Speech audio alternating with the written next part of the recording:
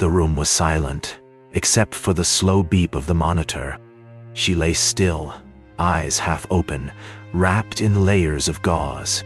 Her breathing was steady, but shallow. The fire had taken everything. Her home, her books, even the mirror she once smiled into. Now, only the ceiling stared back at her. She needs reconstructive surgery. Soon, the doctor said. The mother's lips trembled. We've called everyone. We have nothing left. Yandai. Nirao. He nodded. Helpless but honest. Her chance is abroad, and time is short. Nas. Nomai. The hallway lights flickered softly. Outside, the world went on. Inside, a clock was ticking far too loud. The newspaper rolled out with a clatter. Black ink on gray paper. One photo, one headline, one plea. Little girl trapped by fire. Time running out for surgery. It was a desperate cry wrapped in columns of news. Someone folded it, tucked it under their arm, and carried her story into the streets. He stirred his coffee, absent-mindedly, glancing through headlines. The photo stopped him mid-sip. He read the article once, then again, then slower. Why is this not already resolved? He muttered. The waitress brought the bill. He pushed it aside.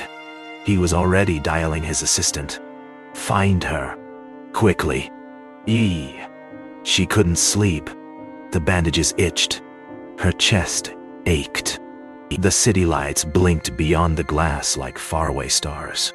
Then, high above, she saw a small blinking light cross the sky. A plane. Fast-eyed. Free. Ria. Whole. She closed her eyes and whispered, "Take me with you." What she didn't know, someone had already heard her.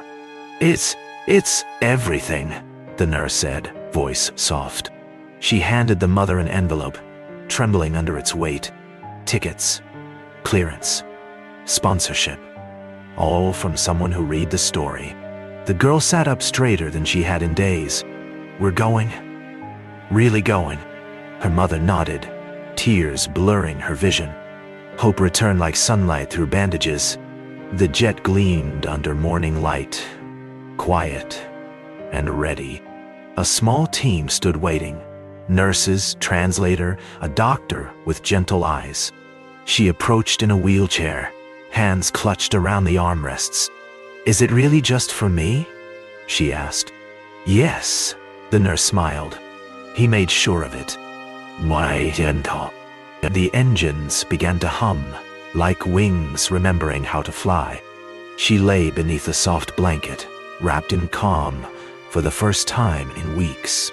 The hum of flight surrounded her, soothing, gentle, unlike sirens or monitors. Out the window, clouds moved like stories waiting to be written.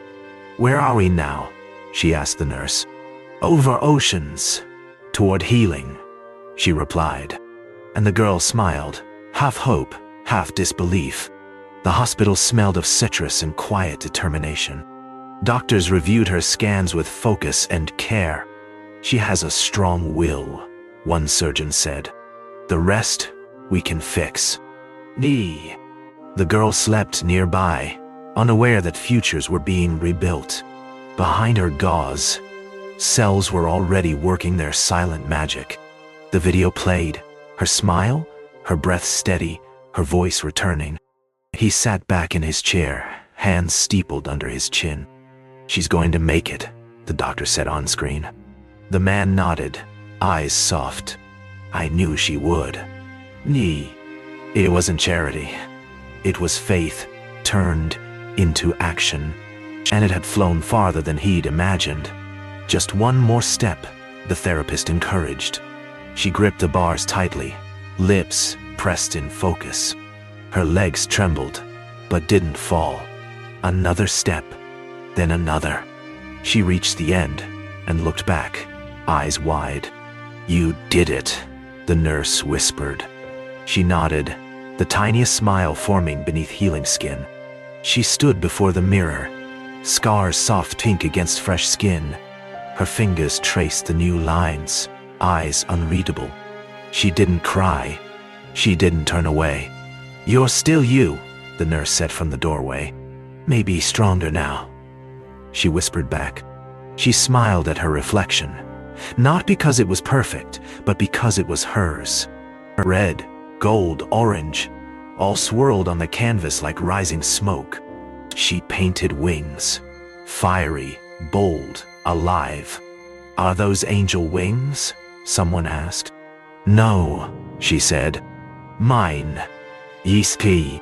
The brush moved faster, freer, unafraid.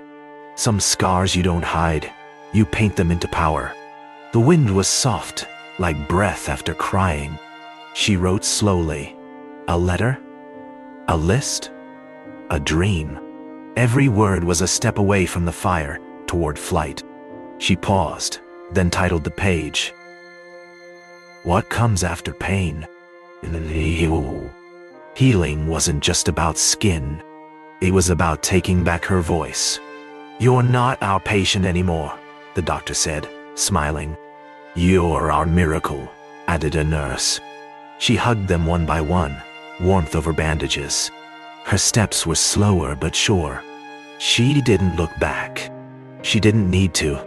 The hardest part was over, and the world was waiting. The clouds drifted beneath like soft memories. She leaned against the window, fingers tracing the curve of the sky. Below her, cities blinked like distant wishes. She didn't cry. She didn't tremble.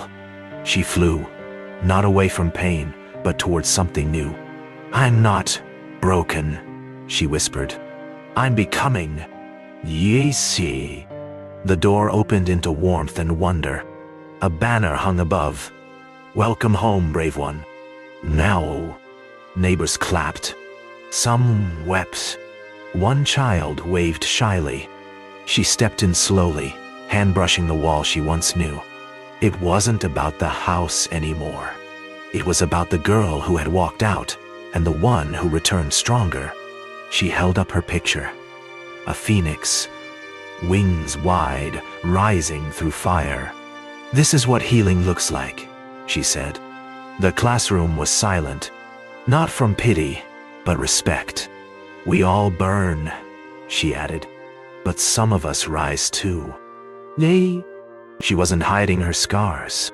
She was wearing them like armor.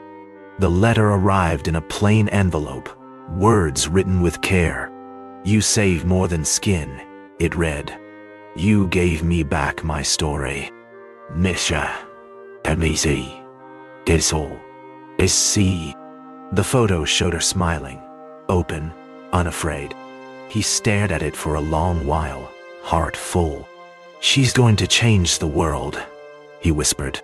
And maybe she already had. The night air was cool, but not cruel. She walked slowly, one step at a time, through a city she now saw differently. Scars glowed faintly beneath her sleeves, silent witnesses to her strength. Above her, stars blinked like soft applause.